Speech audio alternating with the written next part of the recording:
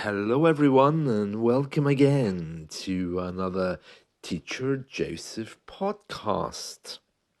Well, it's a bit of a tiring week so far. It's been one of those kind of weeks where I'm telling everyone, your English is very good, you're doing very well, as I collapse in a heap in the corner. But seriously, though, some of our news headlines today, quite scary. The first one is, where's the tomatoes? Well, that's a very good question because we can't find any. Tomatoes in the supermarket have disappeared, along with warnings about other fruit and veg.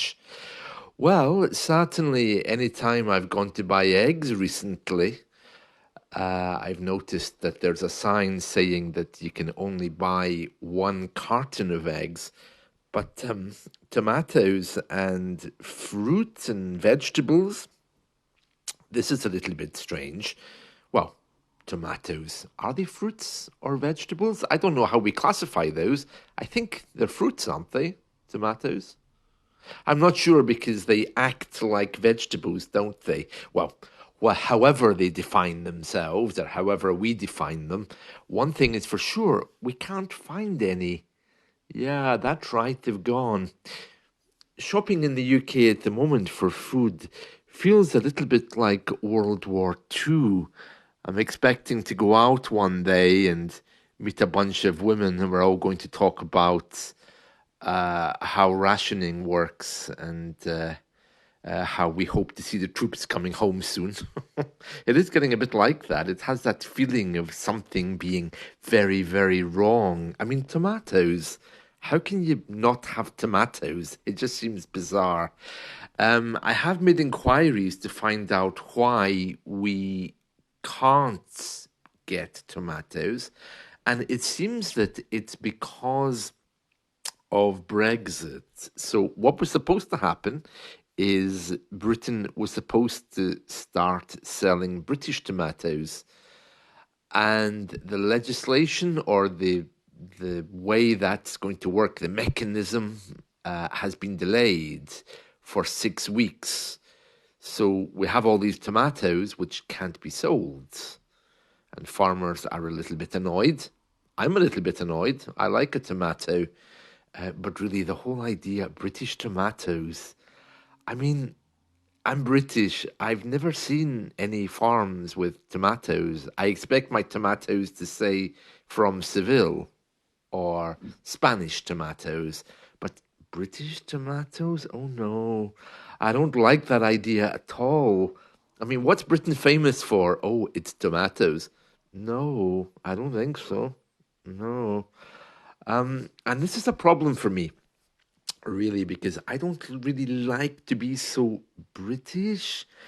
Even when people ask me where I come from, if they're really lucky, they'll get the answer, oh, I'm from Britain. But they're not going to get I'm British. Oh, no, no, I don't. I like to think of myself as a global citizen, someone who has things in common with nice people, not a country which has young people who just lie on the streets drunk and do nothing. Oh no, no. Anyway, getting back to the tomatoes, it's not only tomatoes that have disappeared. Apparently, there's other fruit and vegetables. I remember my mother telling me that during the war, they didn't know what bananas were. My mother didn't see a banana until she was 10 years old. That's strange. Yeah. Meanwhile, I've got about 10 of them in the kitchen waiting to be eaten. But after that, will I be able to find my next banana? I don't know. And there's something which you certainly won't find in Britain. British grown bananas. I don't think so. Gee. So, yeah, I really hope this isn't the start of some kind of cull on European goods because I love the idea of eating Mediterranean food and these things. And I really hope that continues. Speaking of continuing, Speaking of continuing, have you heard the story in the news today about Shamima Begum?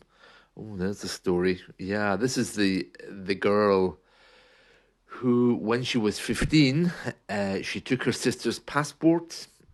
She, of course, lives in London, and she ran away and joined IS, that's the Islamic State in Syria.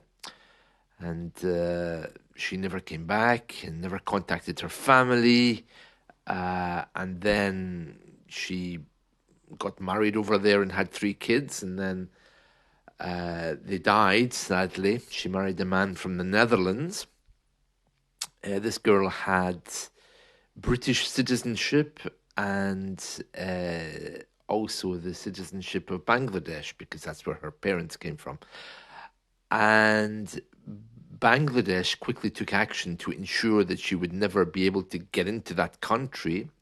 England took action as well to revoke her citizenship. So now she has nowhere to go. And there was a big court case about it. The court ruled that she couldn't come here.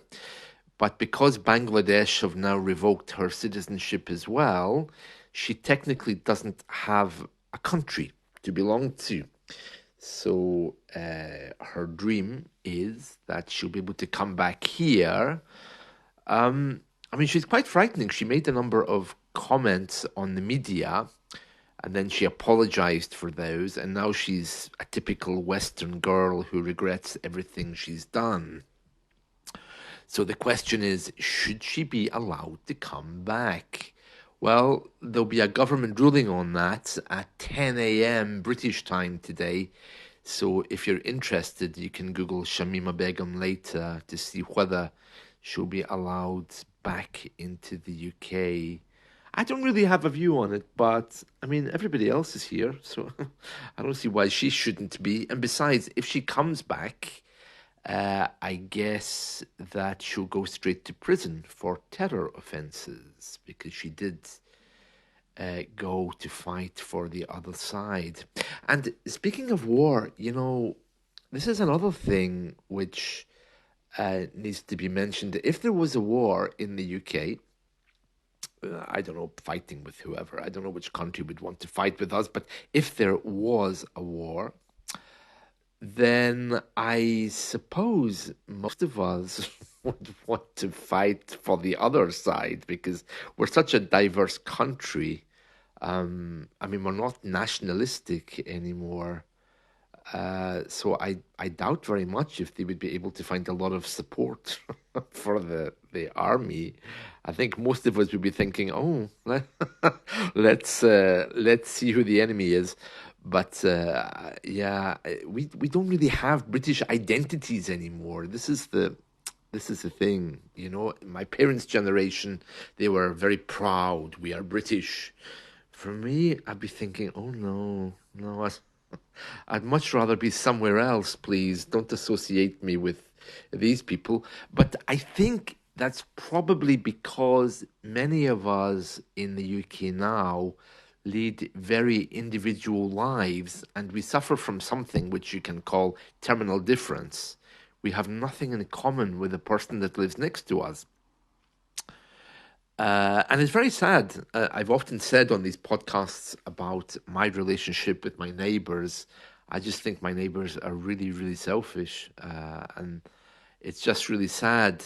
And here am I baking cakes for the little children, basket over the arm, giving apples to everyone I meet. Well, not quite. But my point is this, that we all could do a lot more to work together. And I think that's really important, because when bad things do happen, like wars and things, I think it's going to be a big shock for a lot of people. But let's hope that doesn't happen. Yes. Oh, poor Shamima, waiting for her fate to be decided, if she'll ever come back to the UK, or if she'll ever be allowed to come back to the UK. Who knows? Maybe this will be a landmark ruling which will allow lots of other people either to come back, or maybe it will affect others who will never be allowed to come back. But very interesting, isn't it? Very interesting. So I'm waiting to hear the ruling about Shamima. I mean, 10 years ago, I think when all this started, she was completely covered, hijabbed, very, very Islamic. And now she's in the news looking like a really Western schoolgirl. But I mean, she was a child, so I guess that has to be taken into account when she left. So anyway, I wouldn't want to be the judge in that trial. Everyone has their view on it. Um, do I care? Well, not really. I don't think my view really counts for very much these days. So that's it from me. Enjoy your day. Bye.